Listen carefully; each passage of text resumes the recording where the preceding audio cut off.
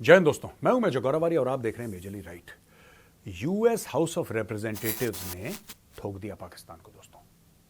HR 901 एक resolution pass करा है। 368 लोगों ने उसके फेवर में वोट करा और 7 पीपल वोटेड अगेंस्ट इट, यानी कि 98% लोगों ने बोला है कि पाकिस्तान को अंदर झांकने की जरूरत है, पाकिस्तान में मोटी धांधली हो रही है। ये शुरुआत कहां से हुई, जरा मैं इसके बारे में आपको बता दूं। तो बेसिकली क्या है कि आपको पता है चुनाव हुए पाकिस्तान में इसी साल, और चुनाव हुए, चुनाव में धांधली हुई और मैसिव धांधली हुई। यह बात कहां से शुरू हुई? बात यहां से शुरू हुई कि इमरान खान ने बोला है कि चुनाव में धांधली हुई है, वोट को इज्जत नहीं दी गई, मैंडेट चोरी हो गया, और पूरा गाना इमरान खान ने गाया, सबके सामने गाया, साइफर हिला हिला के गाया, जो भी करना था उसने करा। और उसने मोटे पैसे दिए लॉबिंग फर्म्स को यूएस में। वो कोई जाके सेनेटर से मिल रहा है, कोई कांग्रेसमैन से मिल रहा है, कोई इस रिप्रेजेंटेटिव से मिल रहा है, कोई यहां वहां, चाहे डेमोक्रेट हो चाहे रिपब्लिकन हो, यानी कि दो मुख्य पार्टीज जो हैं अमेरिका की, और वहां से लॉबिंग शुरू हुई। और लॉबिंग ऐसी हुई कि अब वो सवाल पूछने लगे। अमेरिकन भी पागल हैं। ये मैं आपको बता रहा हूं ना क्यों ये अमेरिकन पागल हैं। आज अमेरिकन जागे कि पाकिस्तान का जो इलेक्शन है ना, ये चोरी हुआ है, इसमें गड़बड़ है, इसमें धांधली हुई है। कोई अमेरिकन को ये बताए कि जब इमरान खान 2018 में प्रधानमंत्री बना था, वो भी इलेक्शन चोरी हुआ था।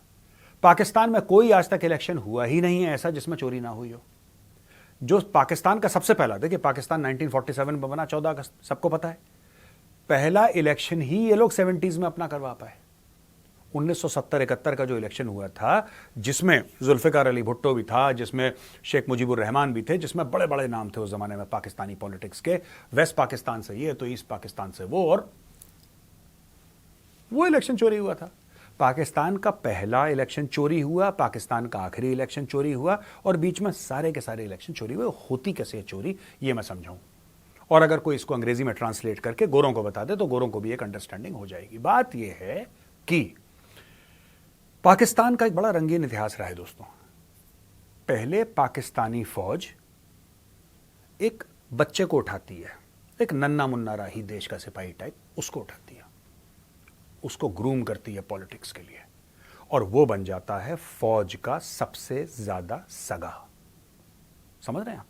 सबसे ज्यादा सगा बन जाता हूं फौज का। फौज के लिए जान दे दूंगा, आर्मी चीफ के कदमों पे लेट जाऊंगा, जो फौज कहेगी वही चलेगा, हुक्म करें जनरल साहब, मैं आपके हुक्म के लिए टंग जाऊंगा पेड़ पे। ये सारी डायलॉगबाजी करता है और दिल में भी उसके वही रहता है।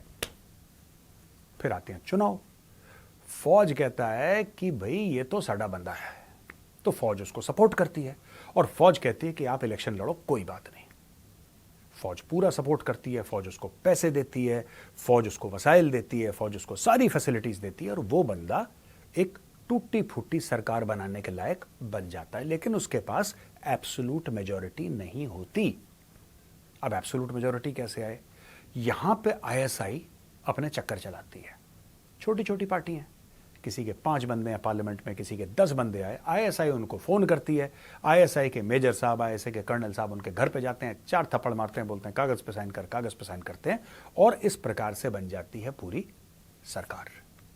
सरकार बनने के बाद जो पाकिस्तानी फौज का प्यादा था, जो उनका चेला था, जिसको पाकिस्तानी फौज ने पैदा करा, वो बंदा प्रधानमंत्री की शपथ लेता है और वो पाकिस्तान का प्रधानमंत्री बन जाता है।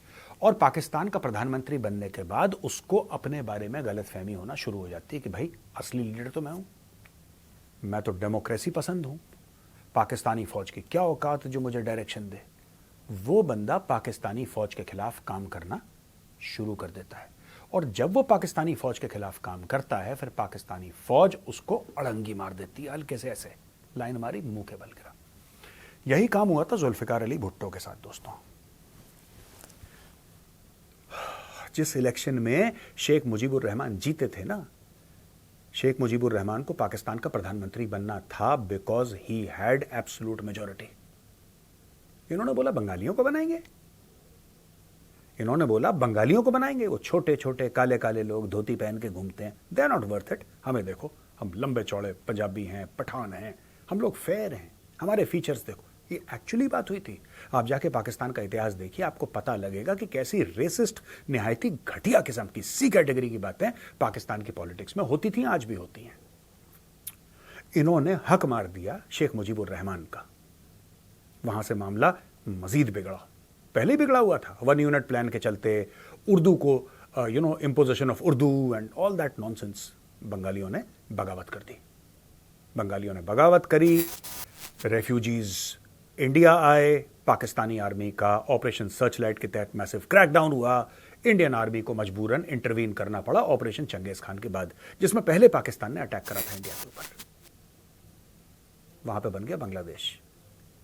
वही 1983-84 में एक इंडस्ट्रियलिस्ट था, एक इंडस्ट्रियलिस्ट फैमिली का था एक लड़का, वो जनरल ज़ियाउल हक को बड़ा पसंद आया कि ये तो साडा मुंडा है, इसको ग्रूम करो पॉलिटिक्स के लिए। और उस यंग लड़के को, जो कि शायद उस समय हो सकता है अपनी 30s में हो, उसको बोला कि यार इसको ना पंजाब में फाइनेंस मिनिस्टर बनाओ, पाकिस्तानी पंजाब। उसको बना दिया पाकिस्तानी पंजाब।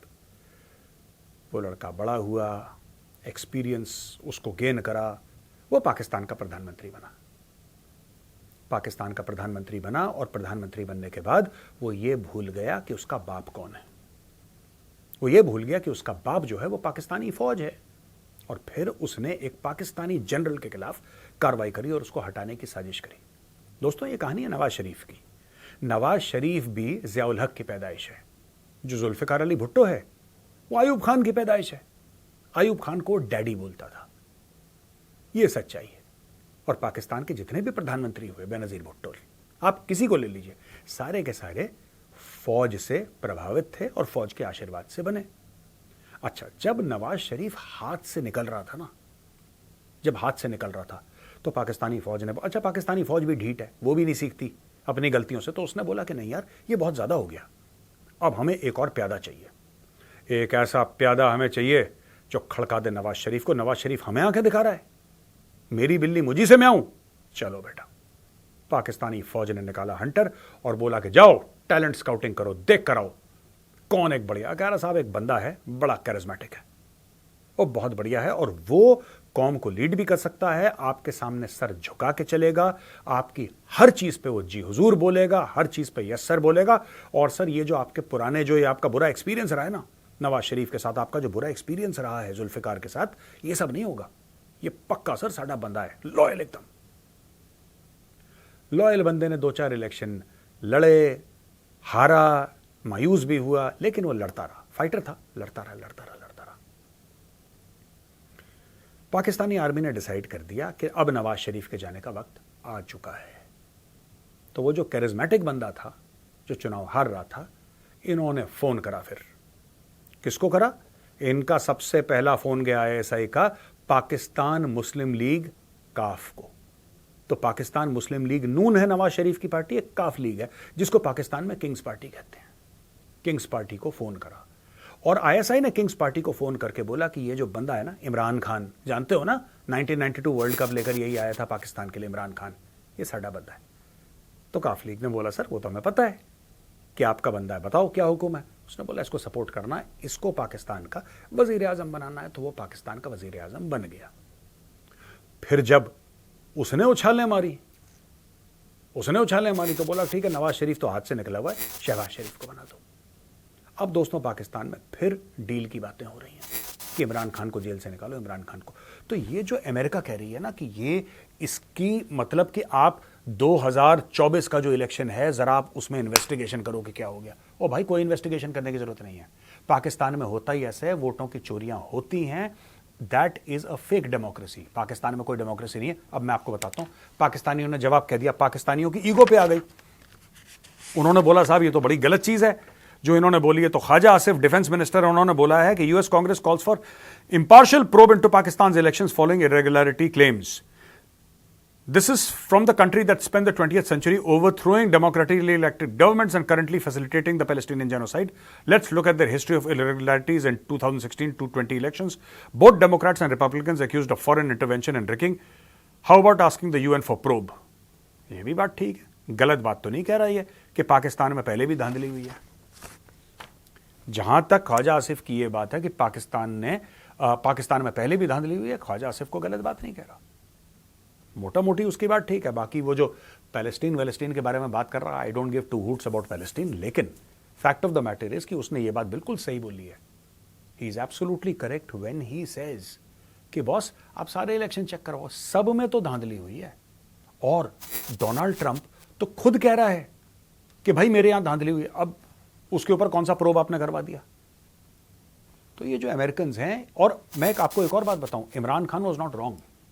जब इमरान खान कह रहा था ना ये इंटरफेयर करते हैं इलेक्शंस में, इमरान खान झूठ नहीं बोल रहा था, इमरान खान एक्चुअली सच बोल रहा था। उसमें लाख कमियां हैं, मुझे इमरान खान खुद नहीं पसंद है ज्यादा, लेकिन fact of the matter is वो सही बोल रहा था।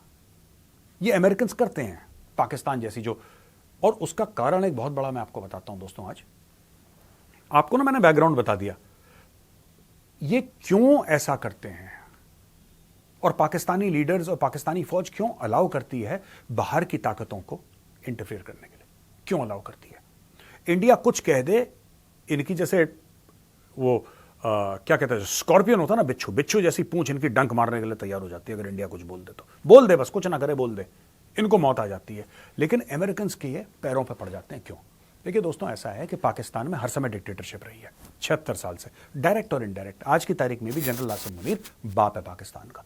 किसी को गलत फहमी है कि Shehbaz Sharif is running Pakistan, is sadly mistaken. Asim Munir run कर रहा है, ठीक है। अब जो पाकिस्तान में पूरा मामला रन कर रहा है, जो पाकिस्तान में सब कुछ कंट्रोल करके बैठा हुआ है, वो बंदा इलेक्टेड नहीं है। यानी कि लोगों की नजरों में उसकी वो सैंक्टिटी नहीं है। लोगों की नजरों में उसका वो, जिसको कहते हैं ना कि he does not have the right to do it. अब क्योंकि इंटरनली इनको वो चीज हासिल नहीं है, तो ये चीज जो है, ये रैटिफिकेशन, ये एक्सटर्नली ढूंढते हैं, क्योंकि इंटरनल वाले तो करेंगे नहीं इनको, तो ये एक्सटर्नली ढूंढते हैं कि अमेरिका का आशीर्वाद है। आपको पता है जनरल हमीद गुल जो आईएसआई का चीफ रह चुका था, now he is no more, he is gone. General Hamid Gul is on record saying कि पाकिस्तान का आर्मी चीफ बिना अमेरिका के आशीर्वाद के नहीं बन सकता। ही इज ऑन रिकॉर्ड, आप जाके देख सकते हैं। मैं वो वीडियो यहां पे नहीं डालूंगा फॉर कॉपीराइट रीजंस, बट आप जाइए यूट्यूब में, जनरल हमीद गुल ऑन पाकिस्तान आर्मी चीफ, वहां पे खुद बोलता है बिना अमेरिका के आशीर्वाद के यहां पे आर्मी चीफ नहीं बनते। उसी प्रकार से बिना अमेरिका के आशीर्वाद से पाकिस्तान में प्रधानमंत्री भी नहीं बनते।